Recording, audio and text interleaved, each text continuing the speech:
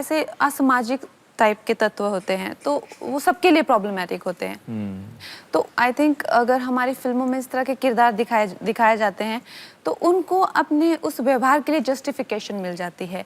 वो उस लड़के की जो है शर्ट पहन लेंगे जो आपने फिल्म में दिखाया होगा, वैसा रुमाल डाल लेंगे तो वो अपने आप को कन्विंस कर लेंगे कि मैं सही कर रहा हूँ, कि मैं सही कर रहा हूँ क्योंकि मेरे ऊपर फिल्में बन रही हैं और मेरे हीरो जो है वही कर रहे हैं। नहीं, हीरो मुझसे प्रभावित होकर फिल्में बना रहा है। वो ऐसा सोचते हैं। सुनाई दे रहा है, बहरा नहीं हूं मैं। Animal has become Sandeep Reddy Vanga's the most loved and the most hated movie.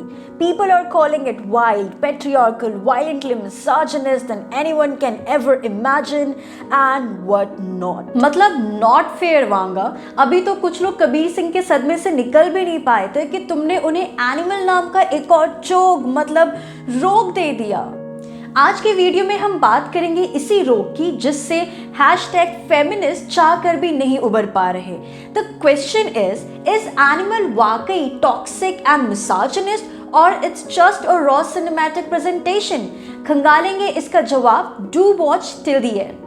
ये पूरी मूवी रणबीर के डैडी इश्यूज पर बेस्ड है जिसमें उसकी लव लाइफ को भी थोड़ा बहुत डाल दिया जाता है क्योंकि सेक्स विद इमोशनल सपोर्ट तो हर किसी की ज़रूरत है, भले ही वो अल्फा मेल ही क्यों ना हो। एनिमल को देखने से पहले ना जाने कितने ही ऐसे लोग होंगे जिनको अल्फा मेल के बारे में शायद ही पता होगा, just like young and dumbass Gitanjali. इसका फायदा मिलता है रणविजय यानी रणबीर कपूर जैसे लोगों को। ये वही लोग हैं जो पेट्रियार्की को हंटर एंड गैदरर की स्टोरी सुनाकर जस्टिफाई करते हैं। Well, it's nothing but a remarkable strategy to hide men's mental and emotional weakness under their physical strength. Well, society में अगर अल्फा मेल्स की इस तरह भरमार हो जस्ट लाइक एन एनिमल तो दुनिया में जो थोड़ी बहुत शांति बची है ना वो भी तहस नहस हो जाएगी। इनफैक्ट मूवी में वायलेंस की मेन वजह भी यही है, alpha males with different level of emotional intelligence और वीकनेस। शुरू करते हैं रणबीर के डैडी इशू से। इस वायलेंस की शुरुआत ही अनिल कपूर के पुअर इमोशनल एक्सप्रेशन की वजह से हुई है। अल्फा मेल है ना, फुल कॉम्पिटिटिव, इनफैक्ट वाइफ पर चिल्लाकर उसको सोकल कंट्रोल में रखना भी जानता है, लेकिन बस एक चीज जो वो नहीं जानता वो है खुद को इमोशनली एक्सप्रेस करना, अपनी बीवी और खासकर बच्चों को टाइम देना, उन्हें प्यार करना। अगर वो ऐसा करता तो रणविजय एनिमल कभी नहीं बनता। मेरे को लगता है कि मूवी की कई सारी चीजें तो बातचीत से ही हल की जा सकती थी, साथ ही ये मूवी को फालतू में खिंचने से भी बचाती। दुश्मनों का पता चलने के बाद फॉर एग्जाम्पल रणविजय को डायरेक्टली अपने बाप दादा से बात करनी चाहिए थी उसका पता लगाने के लिए, ना कि किसी दूसरी लड़की के साथ सीक्रेट रिवीलिंग का बहाना करके सोना था। मतलब बाप के बहाने फुल मजे ले रहे हैं। इतना भी नहीं चलता यार, अपनी वाइफ को तो धोखा दिया है तूने जो कि बिल्कुल गलत है। अल्फा मेल्स को देखने के बाद अब चलते हैं एनिमल मूवी के फीमेल कैरेक्टर्स पर। शुरू में गीतांजलि का कैरेक्टर भले कितना डम्बैस क्यों ना हो, लेकिन बाद में she becomes really strong to face her husband's argument. वो चाहे लॉन्जरी पहनने के ऊपर डिबेट हो या फिर विजय की चीटिंग कन्फेशन पर ये जवाब कि अब मैं भी औरों के साथ सोऊंगी। That was really bold, something that was missing in Kabir Singh. She is not afraid of her husband just like her mother in law is with her husband और Anil Kapoor. She got this gut to throw Vijay's laptop in the air. क्या उसकी mother in law में इतना गट था कि वो अपने husband की फाइल्स फेंक कर उसे कहती कि अपने बच्चों को भी टाइम दो? एक तरफ ये दो औरतें हैं तो वहीं दूसरी तरफ बॉबी देओल की वाइफ जो सारे सेक्सुअल वायलेंस सहती है बिकॉज ही इज लोडेड। वो औरतें भी मॉडर्न है और सो कॉल्ड एजुकेटेड भी, बट स्टिल उनमें गीतांजलि जितना गट्स नहीं क्योंकि उनका husband is the real animal in the movie जिसमें कोई भी मोरल एथिक्स नहीं। ही इज एक्सट्रीमली वायलेंट जिसका सामना वो नहीं कर सकती।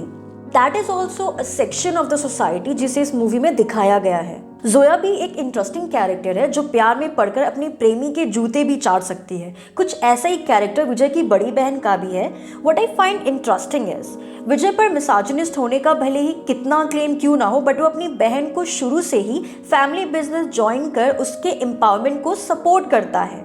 अब प्लीज ये वाइन और विस्की की फालतू वाली डिबेट में मत फंसना।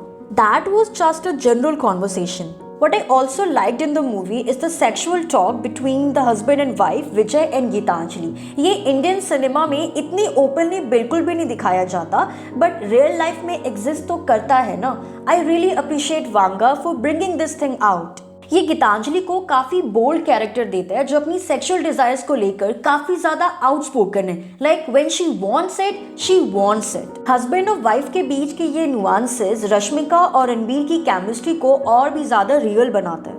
डोमेस्टिक वायलेंस की बात करें तो दोनों तरफ है. गीतांजलि विजय को चाटा मारती है, उसका लैपटॉप फेंकती है, तो विजय भी उसे ब्रास स्ट्रैप खींचकर छोड़ देता है. आई थिंक इतना तो एक रिलेशनशिप में होता ही है, unless it gets really violent कि आप उसका गला दबा और उस पर बंदूक तानो. It can't be justified at all. But also remember that it is not about the real world justification but the demand of the character. बाकी we can't expect कि movies हमेशा so called आदर्श ही हो. I think इसके चक्कर में society की ऐसी कई realities होती है जो सामने नहीं आ पाती. I loved how Wanga brought these different shades of male and female behavior in Animal. बाकी men's world की reality को दिखाकर he brings more misandry than misogyny. मतलब मर्दों से नफरत हो जाती है इसे देखने के बाद. इतना ज्यादा वायलेंस. मर्दों की दुनिया में इनफैक्ट मर्द भी मर्द से ही नफरत करते हैं.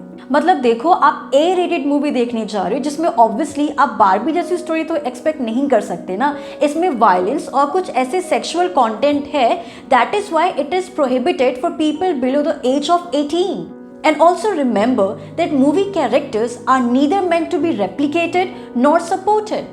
Films don't change society. Films change your hairstyle. They don't change society.